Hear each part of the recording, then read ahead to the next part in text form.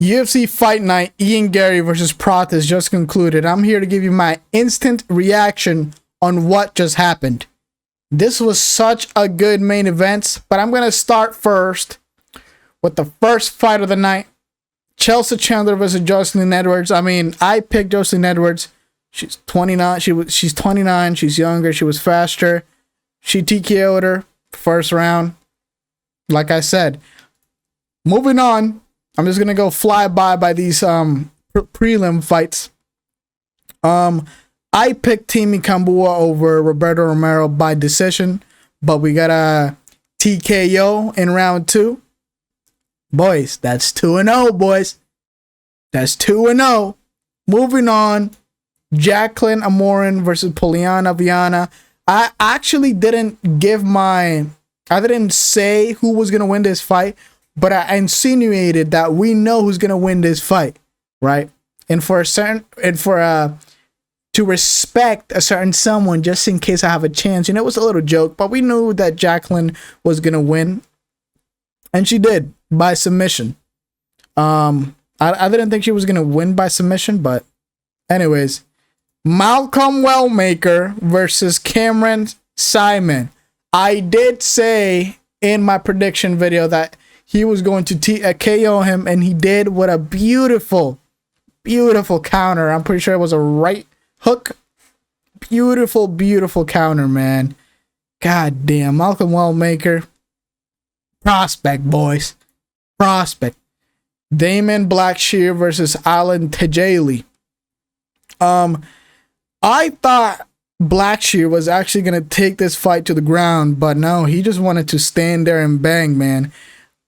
Damon Blackshear looked absolutely humongous in front of Alatengheili, and the reach Blackshear had was insane. Every time Alatengheili, I don't know how to say his name. I'm just gonna call him Allah.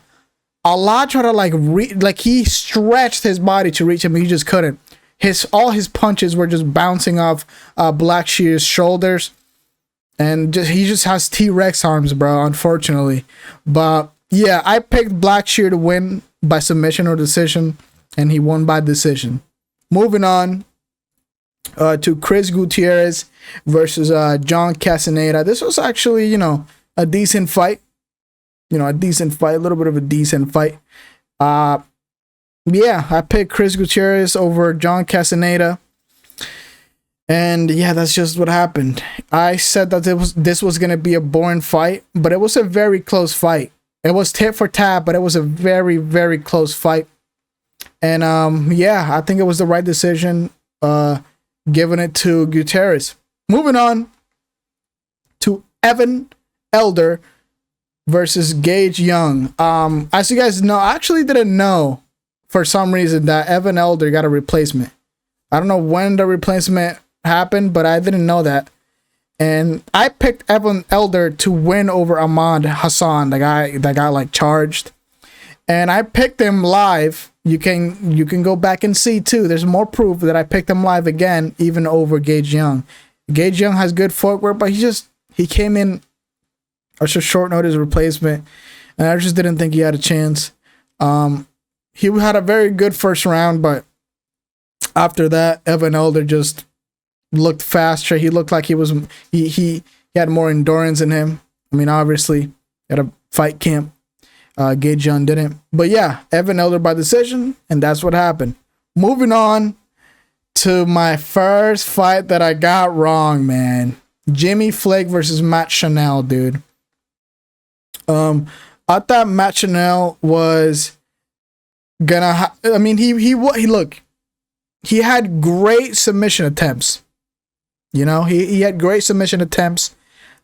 He did control him. I think he had 7 minutes or something like that of control time, if I'm not mistaken. But it just wasn't enough. It just wasn't enough. He was basically just holding him down, and that's basically it. He wasn't doing no damage, no nothing. And every time Matt Schnell reversed Jimmy Flick, he was throwing. He was just throwing, and that's what won him. Control time didn't really mean much to the judges, and I respect it. But this is my first fight that I got wrong. Moving on to the main card, Ikram Aliskerov versus Andre Muniz. I mean, I did not expect this, bro. Like, that punch that Ikram hit him with seemed like, this just seemed like he like threw the fight. I mean, obviously he didn't, but I don't know what, he just hit him with a perfect shot, dude, because Ikram doesn't have that kind of power. That looked very, very weird, bro. Very, very weird. I want to see what, like, Andre Muniz's side, like, so, I don't even know. I can't even tell you, bro. I thought he threw the fight. When I was watching, I thought he threw the fight. But he hit him with a perfect shot to the temple. It was like a little bit of a delayed reaction. He went down, and that's all she wrote, basically. And I did pick Ikram Aliskerov over Andre Muniz, just in case if I didn't say it. Moving on to Andy Brown. When I made my prediction video, I quite literally said that Dalby's 40 years old. And that's simple, and that's it. That's literally all I said. Literally. But this fight was an absolute banger, man. These two were swinging. In round, I don't remember if it was in round 1 or 2 that Dalby sat Randy Brown with like a jab or some shit. But man, this was such a good fight, man. Such a good fight. And then Randy Brown broke Dalby's nose, and then he went to sit down, and his coaches fixed his nose. I mean, holy, what a freaking fight, man. This was such a fun night. I'm telling you, I streamed for 6 hours, and I didn't feel like 6 hours. Like, the time went by so fast. It was such a fun night. And, oh my goodness. I don't even want to talk about this fight, because this fight made me go get some food, bro. I was literally tired myself seeing these two tired. I'm not even joking. You go back and watch my live, dude. I was yawning when this fight was happening. Michael Pereira looks so different. Like, that man wasn't throwing wheel kicks, doing backflips. Like, where was he injured or something? Like, let's see if he was like injured or something, because he didn't look like the usual Michael Pereira. I mean, the gas tanks, they were there for both of them. They both got tired, but it just didn't look like the usual round 1, round 2 Pereira, you know what I mean? And I mean, it is what it is, man.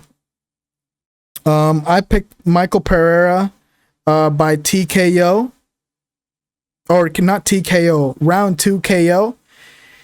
And no, Abus Magomedov won by decision. I got this one wrong too.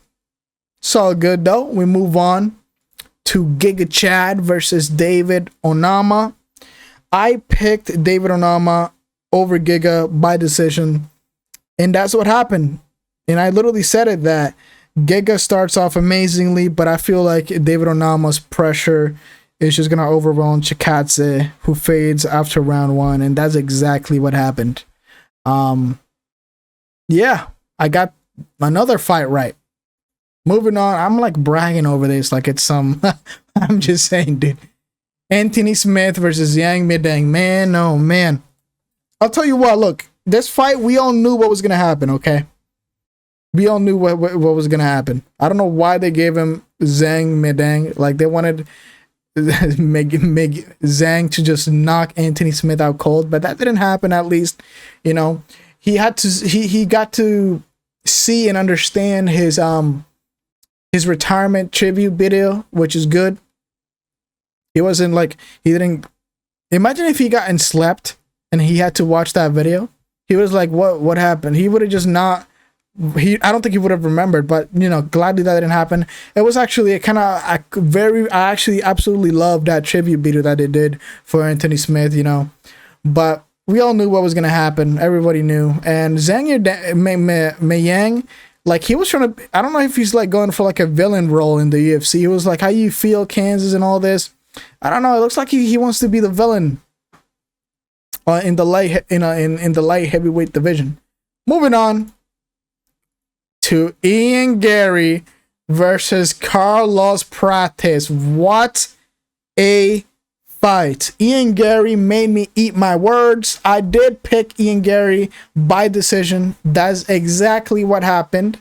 But this was a masterclass. I said that Ian Garry, I only saw 2 options. Ian Garry by boring decision or Prates by KO. And Ian Garry stood with Prates And one of the reasons is because he couldn't take him down at the start of the fight in the first few rounds. But he stood there. He stood there. He stood there. And I'm going to say that one more time. He stood there with Carlos Prates. Yes. Currently the most dangerous welterweight on the feet. Supposedly. This guy's the most dangerous welterweight on the feet. Supposedly. Neil Magny threw the fight against this guy. I'm calling it. No, I'm just kidding. But look. Ian Garry masterclass. The only round that he lost was the 5th round. It looked like he was gassed, but it looked like he was rocked or hurt. But he wasn't. He wasn't hurt. He was just fighting for dear life to hold on and not throw the fight. Both of these two left it all out there. I was literally shitting. I was so nervous. I was so nervous during this fight. I was so freaking nervous. But I think this was worth it. What a freaking fight. And I cannot believe the judges gave the 4th. 2 judges gave the 4th and the 5th to Carlos Prates. Who the hell would give the 4th to Carlos Prates? What the hell were they watching? Especially 2 judges. 2. Are you kidding me, brother? These people are freaking delusional, man. But look, I did not expect this Ian Machado Garry's masterclass. I mean, he backed everything up, man. He backed everything up. He has his booked for Canada. He's supposedly that backup fighter for JDM and Bilal. I mean, I don't know, brother. What if not Hamza, but what if Shavkat can't, bro? I don't know, brother. He might steal a title shot, bro. He might steal a title shot from Shavkat, to be honest. But look, man, there's a lot of things going on in the welterweight division because Islam Makhachev is looking to move up and get his title shot against JDM if it does, if the upset does happen. But man, what a masterclass by Ian Machado Garry. Look, I'm gonna be honest, for everyone that has been commenting, look, I'm petty, brother. You guys come into my comment section when I get a prediction wrong about a main event, because it's usually we really don't care about anything else. Maybe some co-main events, but it's mainly the main event. I'm gonna have to talk my trash, man. You guys were wrong, brother. I did give Carlos Prates a chance in the feet, obviously. Like I'm gonna give you both of my outcomes, but I did pick Ian Garry at the end of the day by decision. But man, Ian Garry put him, bro. He was lining him up on that feet. Did you see that uppercut by Ian Machado Garry? That uppercut was nasty, dude. But he hit him with the hardest shot he could, man, and he couldn't hurt Carlos Prates. Carlos Prates has a chin on him. Carlos Prates has a chin on him, and guess what? The Fighting Nerds are not undefeated anymore. Yeah. Ian Machado Garry. An absolute masterclass. But I'm going to leave it there, man. That's my instant reaction. Jesus Christ, dude. I'm still amazed on this masterclass that Ian Machado Garry just pulled off, dude. Shout out to him, man. I feel like the narrative is going to shift now. I feel like the narrative is going to shift, man, because he's been fighting everybody. He hasn't ducked a single person, man. And a lot of people are going to probably have just a narrative shift and just start respecting him more. I think that's possible, dude. But what a great fight, man. What a great fight. With that being said, man, make sure you guys leave a like on this video. It really does help a lot. It's free. Takes a second. Hit that sub button, man. I want to hit 500 subscribers before the end of the year. I would appreciate it. With that being said, I'll see everyone very, very soon. Goodbye.